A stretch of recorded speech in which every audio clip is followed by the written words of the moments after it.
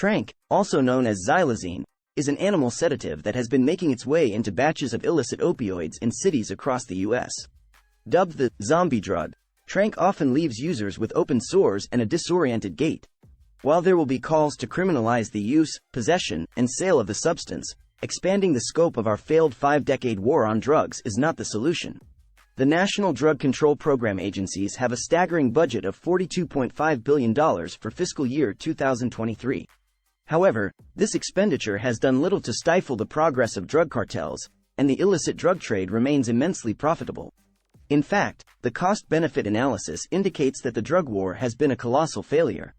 Instead of placing another intoxicant on the Schedule I list and expanding the scope and authority of law enforcement agencies, we should focus on treatment and harm reduction initiatives. The rate of recidivism is high among addicts for violating drug laws. Treatment has been more effective and less costly than incarceration. As long as the possession and use of addictive drugs remain illegal, addicts will fear seeking treatment and medical attention. The legal system operates as a barrier to treatment, and the use of dangerous substances should not be encouraged.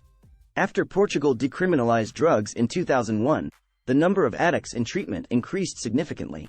Even if stringent penalties are enacted to prevent the use, sale, possession, and manufacturing of Tranq, people will probably continue to ingest it. Harm reduction initiatives implemented by private organizations might be a better way to manage this crisis. The success of needle exchange programs and safe injection sites in reducing the prevalence of bloodborne pathogens from intravenous drug use would apply to the Tranq epidemic. But also providing on-site wound care would help reduce the onset of infections and the need for amputation. Prohibiting Tranq will only make it more dangerous. Consumer demand drives all markets, including those for illegal products. Enterprising chemists synthesize novel substances to exploit loopholes in drug laws.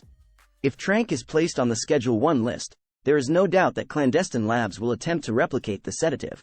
A molecularly altered variant of the drug may surface as means to evade drug laws, possibly creating a more deadly substance. Tranq is not an excuse to continue the failed, costly, and unjust policies of the drug war, which criminalizes voluntary exchange between consenting adults. Let us focus on harm reduction and treatment initiatives instead of perpetuating the failed policies of the past. Subscribe Libertarian Facts.